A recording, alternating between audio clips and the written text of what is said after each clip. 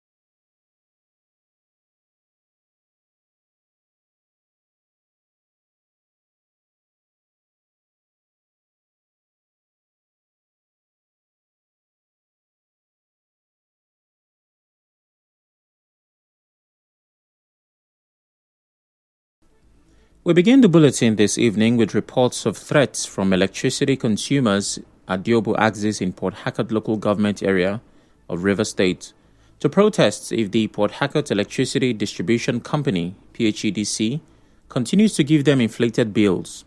In an interview with correspondent Suibi Ruwari, the residents claimed some officials of PHED alter and inflate the bills with pen. They said PHED officials asked them to pay the bill written in pen instead of the computer-generated bill. In our bill, we do see 20,000 naira for the computerized one in the book. They use biro to write 50,000. We don't understand. Are we going to pay the one they write with the biro or the one we write with the computer write? What we are seeing in our bill now, we are confused. That on the 20th of January, they vandalized our transformer. By the time we fix this transformer, the PHED for over how many weeks? Almost a month. Why are they giving us bill when they don't give us light? Is it right? No. We cannot. They will not give green light until the day they want to disconnect. They will just flash light. After the disconnection, light will not come because the thing is getting out of hand. PSG will be imposing bill on us. Over 1 month, we will not have light for this street. They never bring bill. They bring right now with pay 50,000 naira. Computer come and write something thousand to pay. We don't know the one that we are going to pay.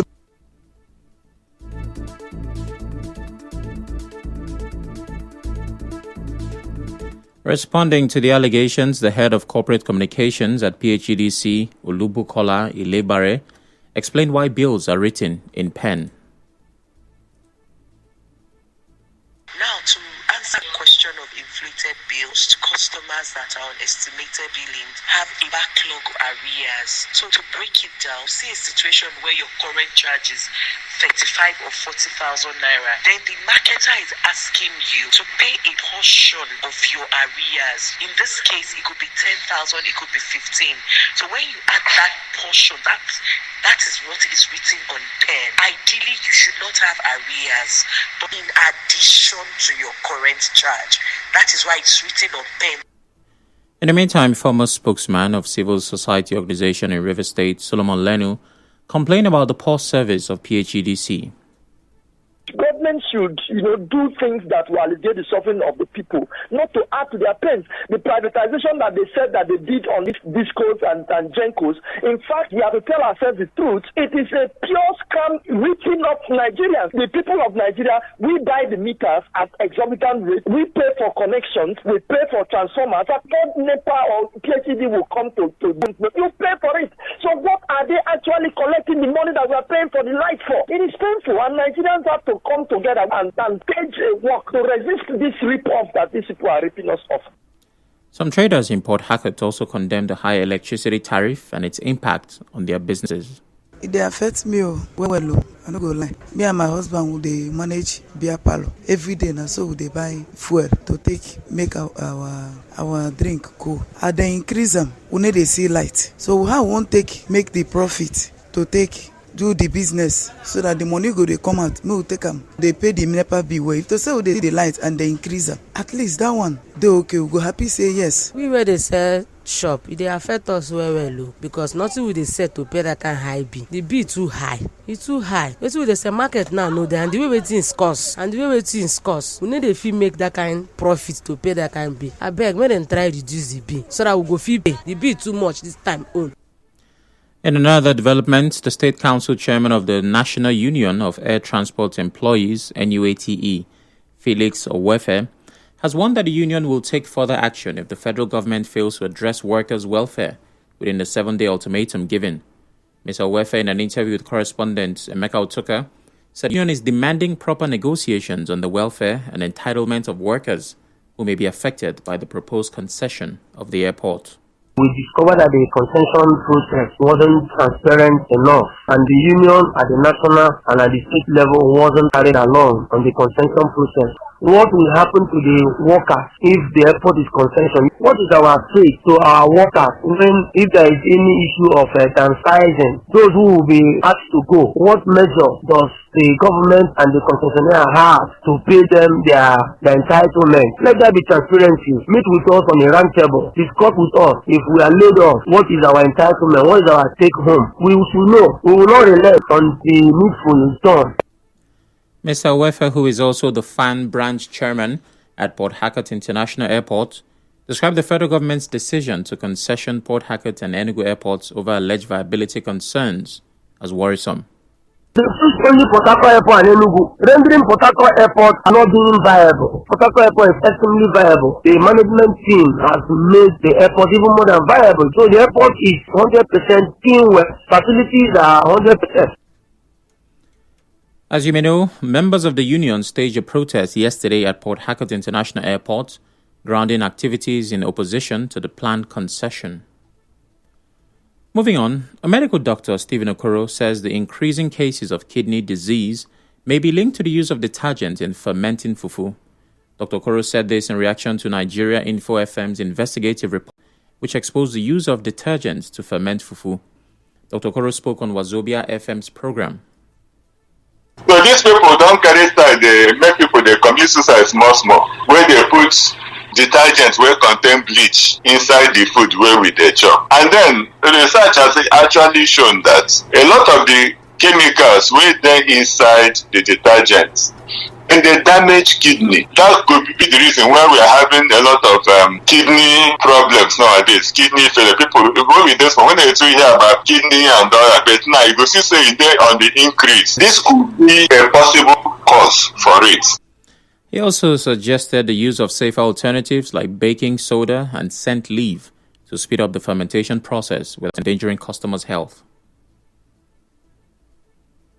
There are several ways. Apart from using the ordinary water where God gave us to carry through the property, there are several ways to even hasten or improve the process.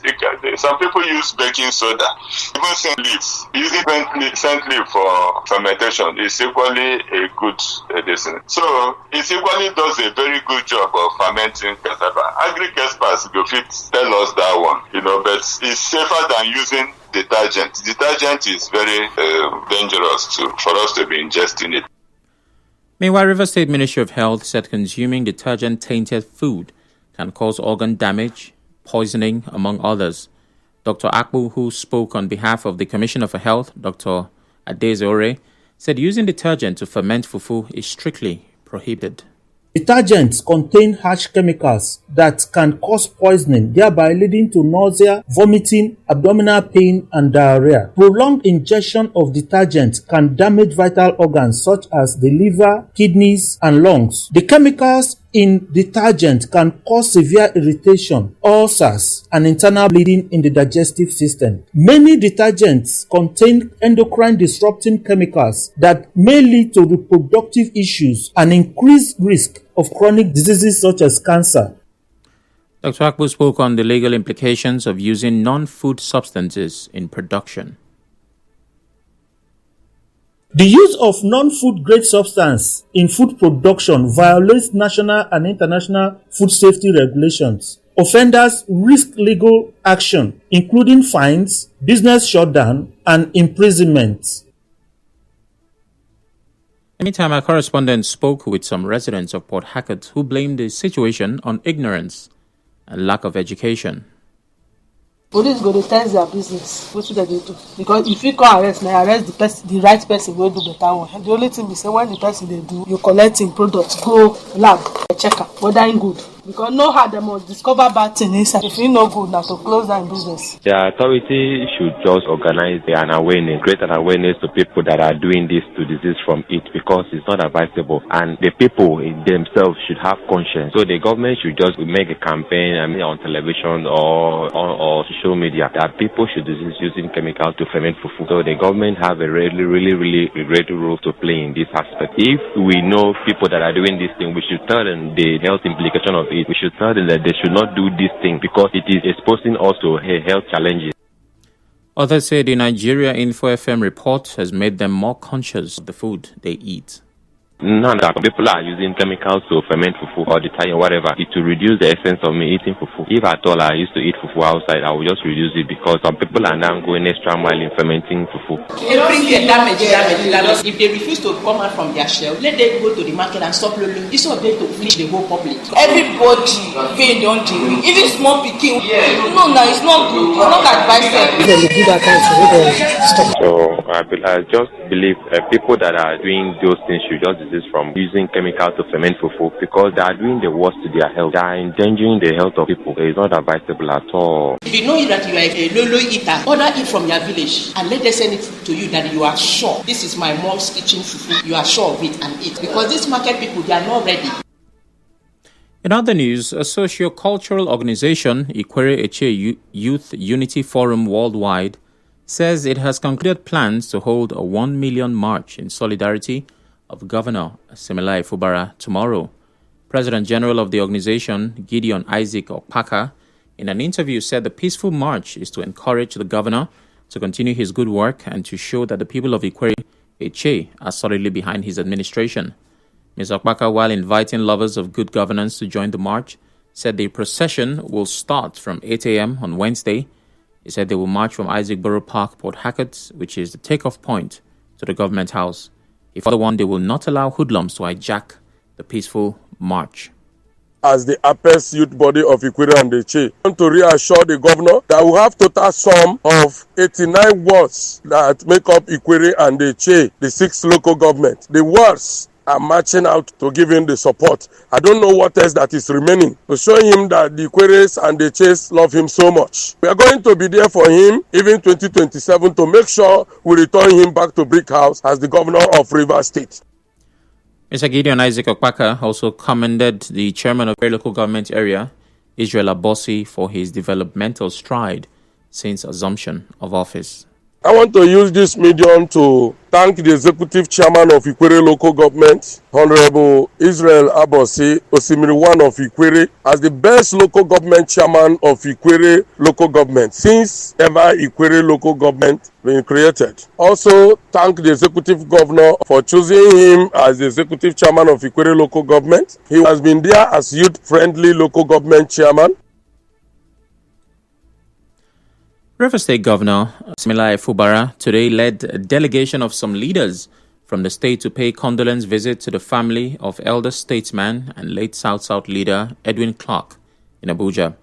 Some of those on the governor's delegation are PDP chieftain Celestine Omehia, Austin Okpara, Lei Miba, Uche Secondus, Tele Ikuru, Asari Dokubo, among many others. Elder statesman Edwin Clark died on the 17th of February at age 97. Still to come, Senator Natasha to face disciplinary committee over seating arrangement dispute. Stay tuned.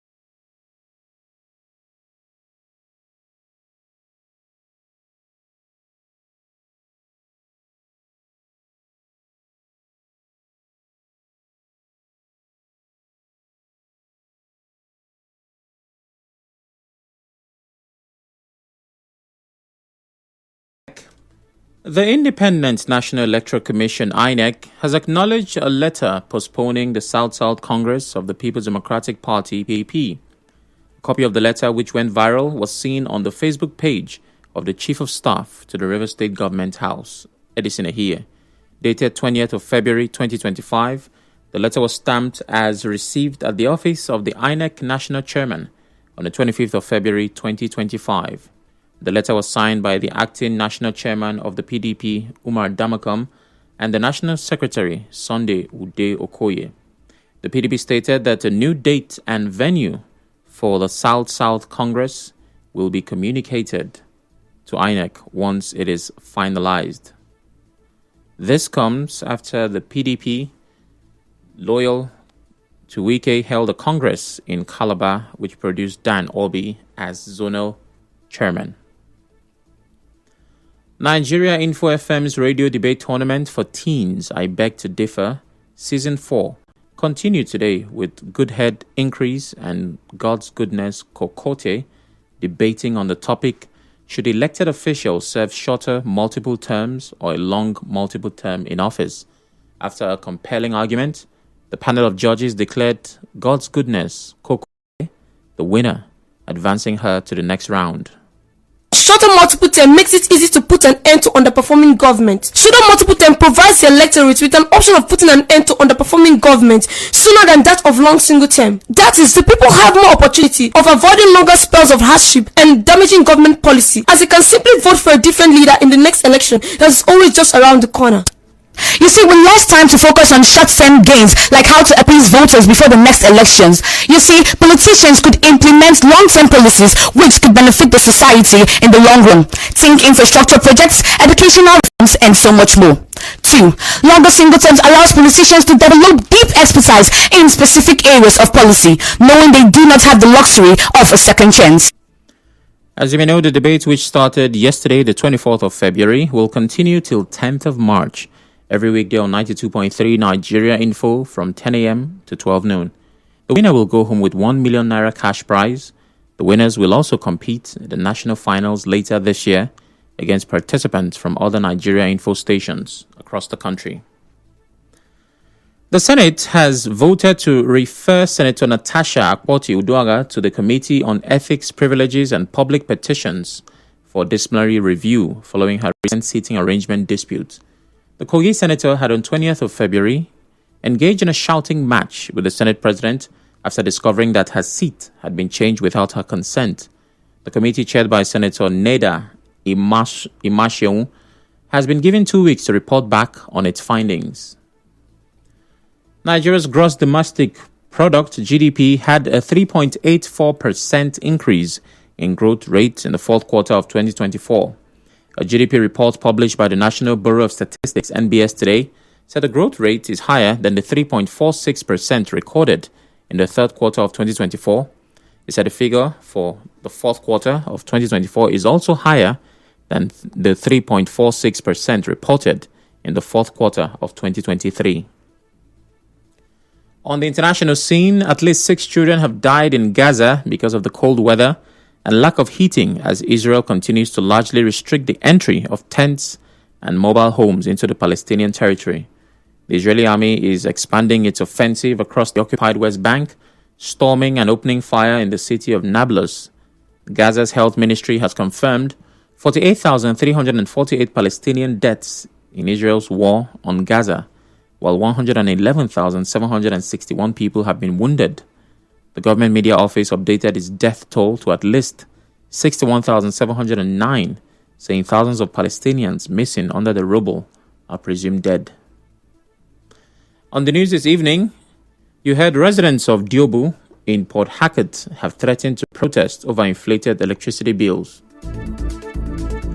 Air transport workers at the Port Harcourt International Airport have vowed to take action over their welfare. Nigeria Info FM's investigative report on Fufu has continued to stir reactions. Senator Natasha is to face disciplinary committee over seating arrangement dispute. And on the foreign scene, 6 children have died from cold in Gaza amid aid restrictions. The news was edited by Onyekachi Nwosu. To reach the news team, send an SMS or WhatsApp to 0808 721 7215. I'm Sam Chinedu. Thanks for listening.